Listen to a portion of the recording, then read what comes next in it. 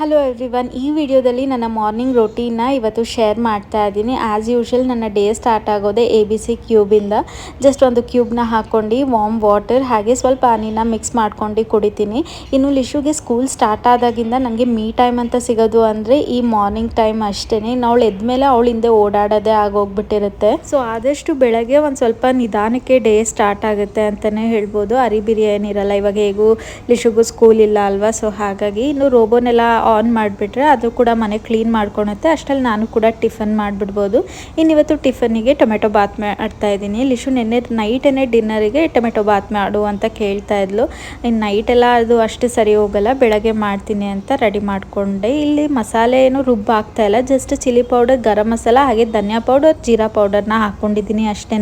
ಇಲ್ಲಿವರೆಗೂ ವಿಡಿಯೋನ ನೋಡಿದ್ದೀರಾ ಅಂದರೆ ಈ ವಿಡಿಯೋ ಸ್ವಲ್ಪನಾದರೂ ಇಷ್ಟ ಆಗಿದೆ ಅಂತ ಅನ್ಕೊತೀನಿ. ಇನ್ನಷ್ಟು ವಿಡಿಯೋಗಾಗಿ ನನ್ನ ಫಾಲೋ ಮಾಡೋದನ್ನ ಮರಿಬೇಡಿ. ಬಾಯ್.